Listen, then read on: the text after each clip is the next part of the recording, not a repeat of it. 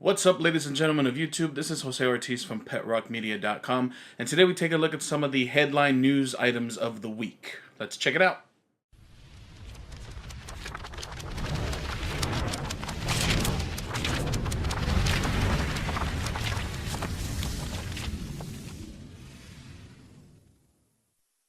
Alright guys, so the first news item of this week is Affinity Photo has been updated for the iPad to go alongside with the iOS 11 update that dropped, I believe, on Tuesday. Now for those of you who use Affinity Photo for iPad for your mobile needs, you'll know that that app has been making its rounds as one of the best mobile photo editing apps out there. Since Adobe right now has not released a full-fledged type of Photoshop that we can use on the iPad Pro or the smaller iPads, Affinity Photo has kind of swooped in and taken its place as the top photo app that you can use during your mobile editing software needs. So what you're now allowed to do within the app is drag and drop files that you're storing in the new Files app in iOS 11 for the iPad, and you can click and drag them in to Affinity Photo. Now, one of the other updates that Affinity Photo launched was now the ability to do image stacking, which can support focus stacking, and HDR support. So now you can bring in multiple exposures, multiple images, and create HDRs right in the app.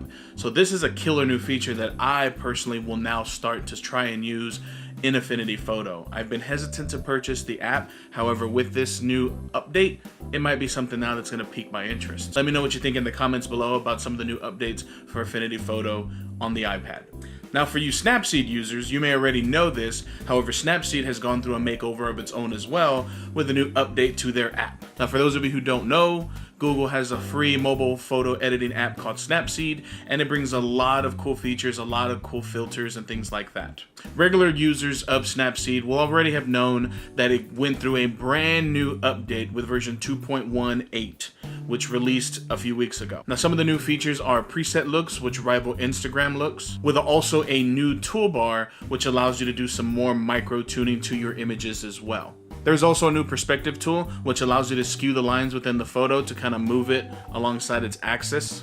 People who utilize other apps, such as Visco, things like that, will notice these features are now in Snapseed. Now, one of the great things about Snapseed is that it's 110% absolutely free. So leave some comments down below about what you think about the new update to Snapseed for your mobile photo editing needs. Now, one of the things that dropped this week was the new iPhone 8 and 8 Plus. Now, I have not purchased the new iPhone 8. I am still rocking the old iPhone 6s Plus. I see no reason to upgrade. I don't do a lot of iPhoneography style of photos or videos. I'm more along the lines of taking my Sony RX100 Mark V or my smaller camera bodies such as the X Pro 2, X Pro 1, or a film camera.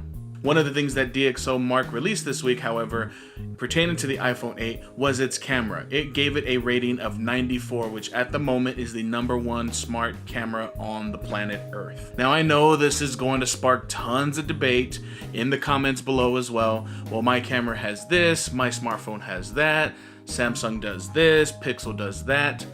Take it for what it's worth. DxO, who does all these tests all the time for sharpness and things like that, has given the iPhone 8 and 8 Plus camera a 94 out of 100. They are calling it the best smartphone camera ever. Leave some comments down below and let me know what you think. Did you pick up the iPhone 8 or 8 Plus?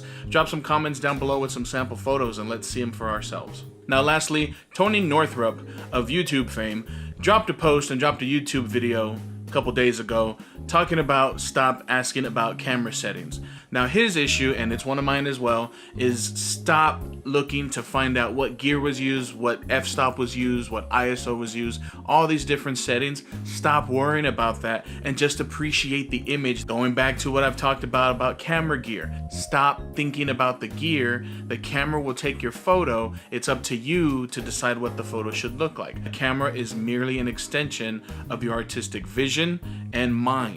Now his gripe also was that he showed a photo that took him thousands upon thousands of images to finally get the right one. He did hours and days and weeks of research to finally understand this particular shot. It's an animal shot, it's a wildlife shot, and he put a ton of research into it.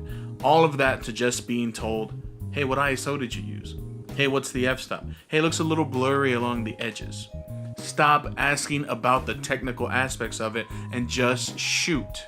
So what do you think? Do you think it's more about the settings, or do you think it's more about the photo that was captured? Does story matter, or do you need to have the latest and greatest camera gear in order to capture your story and your image? Let me know in the comments down below. Once again, guys, this is Jose Ortiz from PetrockMedia.com signing out. Peace.